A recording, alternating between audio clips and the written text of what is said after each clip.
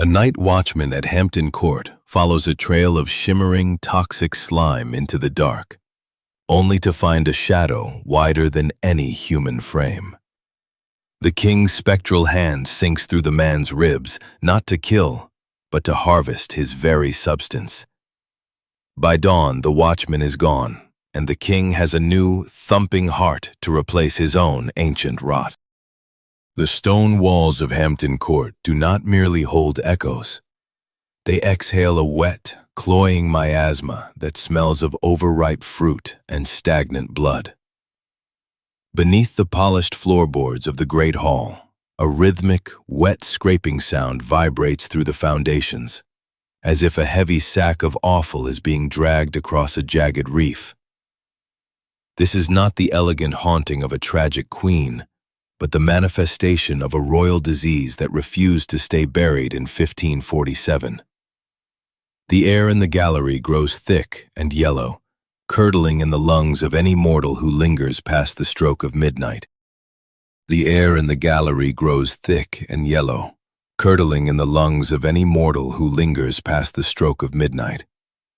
It is the breath of a monarch who died from the inside out, a king whose very soul has become an extension of his own putrefying flesh.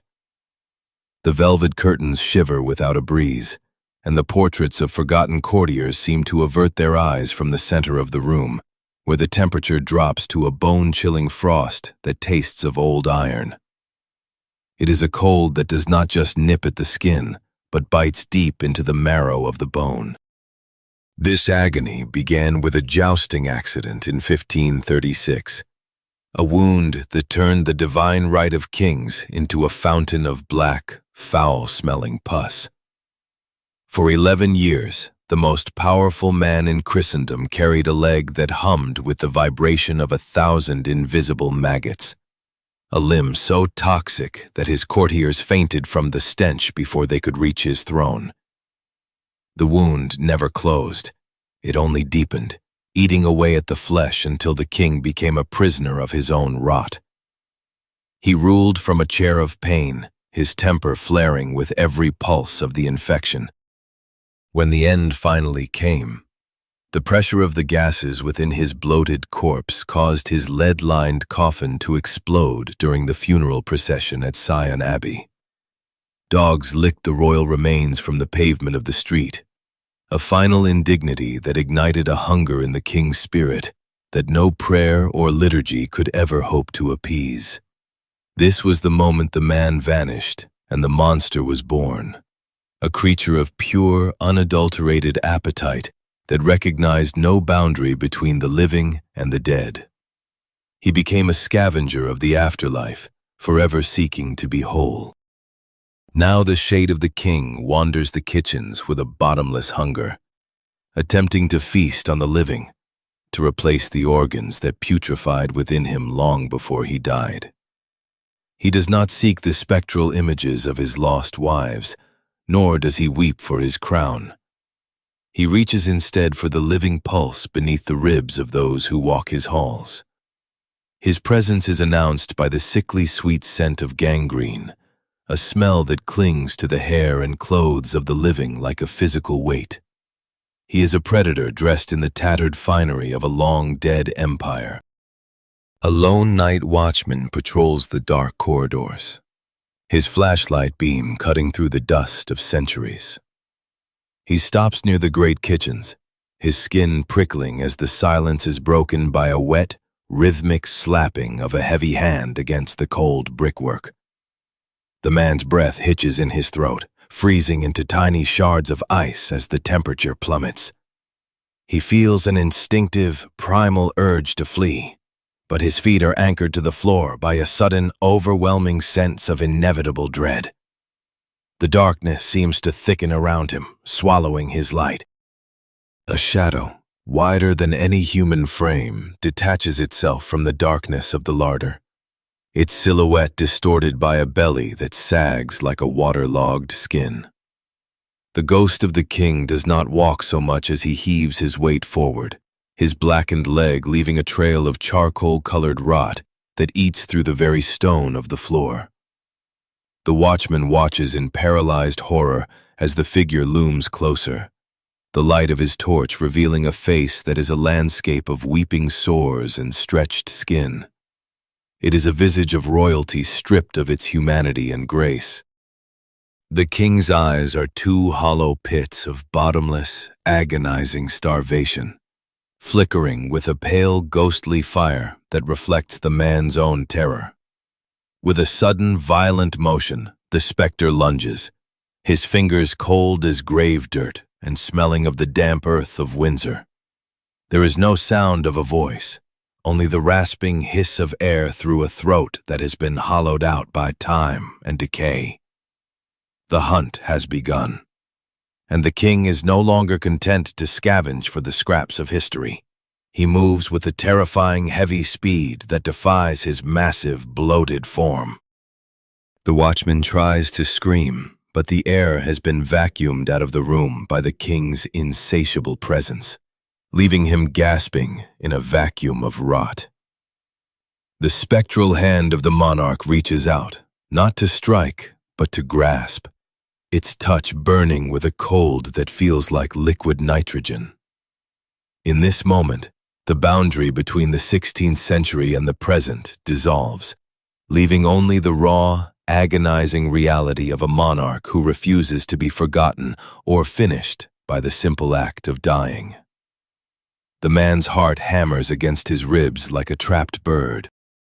The king's grip tightens on the man's shoulder, and the fabric of his uniform begins to blacken and fray as if touched by an invisible flame. A low, guttural vibration shakes the floorboards, the sound of 1,000 years of royal entitlement demanding its due from the flesh of the common man. The great hall stands silent, a witness to a transaction of blood and spirit that has been repeated 100 times since the king first fell from his horse and into the arms of a slow, agonizing death. The darkness consumes the light of the torch, leaving only the smell of decay. The watchman's shoulder felt as if it had been plunged into a vat of boiling oil and then immediately frozen in a block of salt.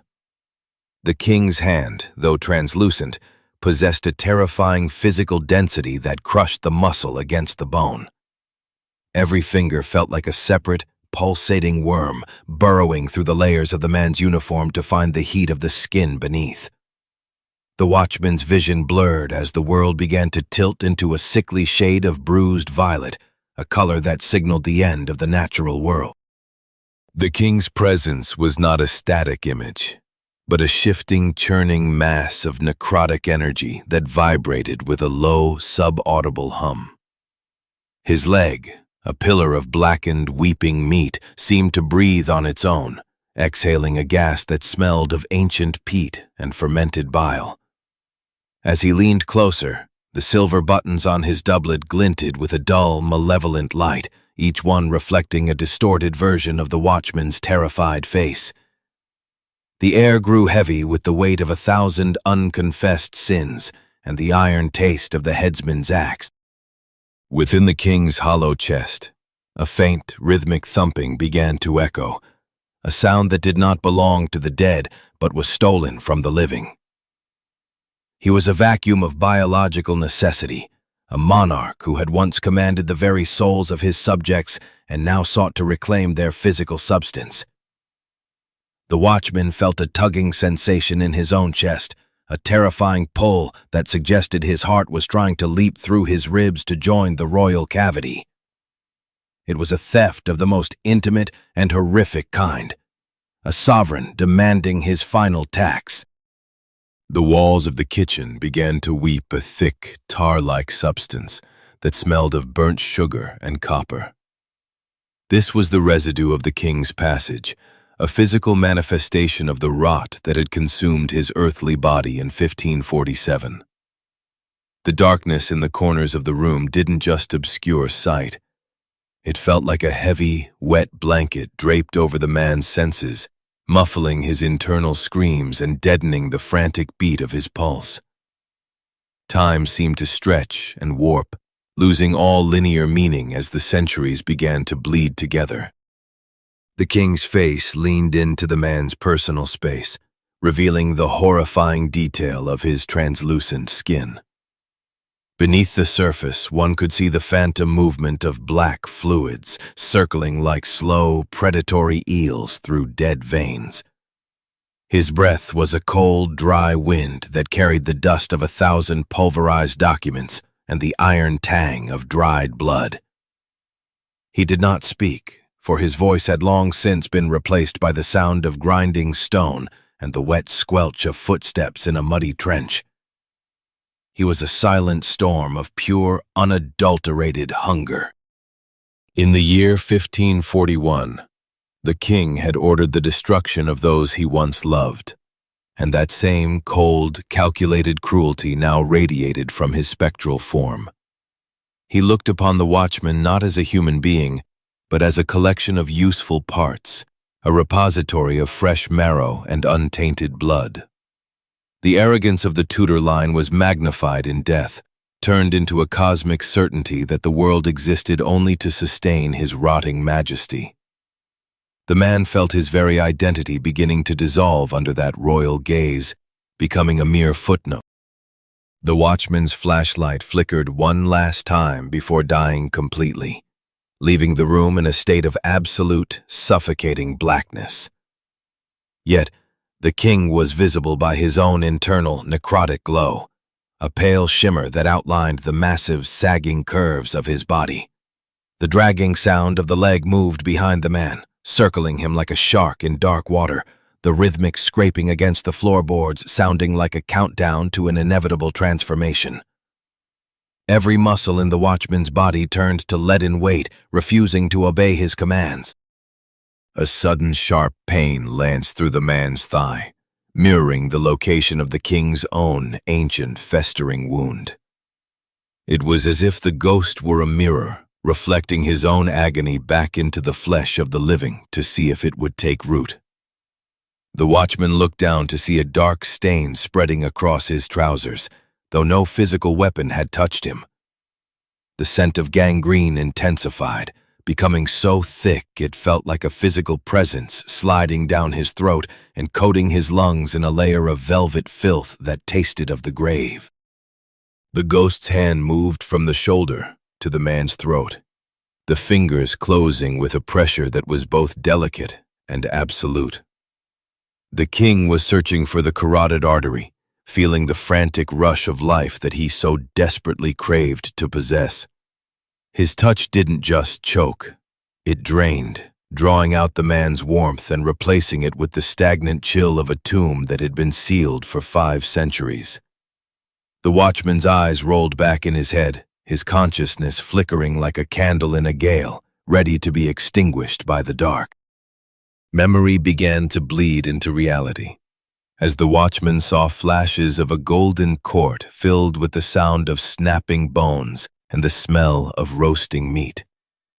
He saw the king in his prime, a giant of a man whose laughter shook the rafters of Westminster, but the laughter quickly turned into a wet, rattling cough. The images were not his own, but were being projected into his mind by the spirit, a psychic overflow of a mind that had been trapped in a loop of pain and power for hundreds of years. The weight of history was crushing his very soul. The king's other hand reached out, the jewels on his rings catching a light that shouldn't exist, glowing with the color of a bruised plum. He began to trace the outline of the man's ribcage, his touch leaving behind glowing silver lines that sizzled against the skin. It was a surgical assessment, a monarch deciding which portions of this commoner were worthy of being incorporated into the royal anatomy. The watchman felt a terrifying sense of being unmade, of being reduced to a list of ingredients for a gruesome feast that would last for eternity. A low moan vibrated through the air, but it did not come from the man's throat. It rose from the very stones of the palace itself. The building was an accomplice to the king's hunger, a massive stone trap designed to funnel the living into the path of the eternal, rotting sovereign. Every creak of the timber and every whistle of the wind through the eaves was a part of the king's sensory apparatus, alerting him to the presence of fresh vitality. The watchman realized that he was not in a building, but inside a giant stone stomach that was digesting him. The king's bloated belly brushed against the man's chest, and the sensation was like being pressed against a bag of cold, wet sand. The fabric of the king's doublet was damp with the discharge of his leg, a fluid that hissed as it touched the watchman's skin, leaving behind a trail of blisters that formed the shape of a crown. This was the king's mark, the brand of the damned that signaled a soul had been claimed by the Tudor shadow. The man's legs finally gave out, and he collapsed onto the cold, damp tiles of the kitchen floor. Even as he fell, the king did not let go, his massive weight descending with him like a collapsing mountain of velvet and rot. The dragging leg lay across the man's shins, a heavy, dead weight that pulsed with a life of its own, the blackened skin rippling as if something were moving beneath it. The watchman's mind began to fracture, the terror finally breaking through the walls of his sanity. He began to see the world as the king saw it, a banquet of fleeting sparks that needed to be gathered and hoarded before the inevitable dark took them. In the distance, the faint sound of a clock striking 2 in the morning echoed through the halls, but the sound felt like it was coming from a different world. Here, in the heart of the kitchen, time had curdled into a thick, stagnant pool where the year 1547 and the present day were indistinguishable. The king's face was now inches from the man's own, the stench of his decay so powerful that it induced a state of waking paralysis. The monarch's jaw unhinged slightly, revealing a black, cavernous throat that smelled of old wax. A single drop of spectral fluid fell from the king's chin and landed on the man's cheek, burning through the skin like acid. The pain was sharp and bright, a momentary distraction from the overwhelming cold that was turning the man's blood into slush.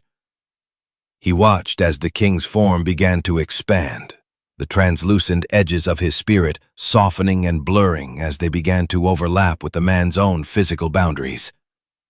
The process of the graft was beginning, a slow and agonizing fusion of the dead and the dying under the pale light of the moon. The watchman's fingers twitched, but they no longer felt like his own. They felt heavy, swollen, and stained with the phantom grease of 1,000 royal banquets. He could feel the king's memories of the joust, the sound of the splintering lance, and the sudden, sharp agony that had defined the rest of his miserable life. The pain was infectious, a viral history that was rewriting the man's nervous system to accommodate the king's eternal suffering. He was no longer a witness to the haunting. He was becoming the medium for its survival. The shadows in the room began to dance, taking on the shapes of headless women and weeping children, the collateral damage of the king's long and bloody reign. They did not come to help the watchman. They came to watch the king feed, their pale, translucent faces filled with a mixture of pity and revulsion.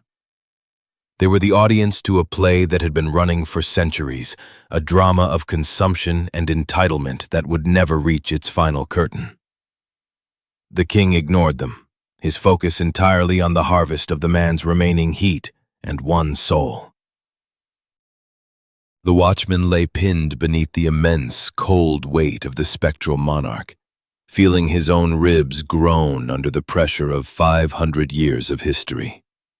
The dampness of the king's velvet doublet seeped through his uniform, carrying with it a stinging sensation like salt rubbed into an open wound.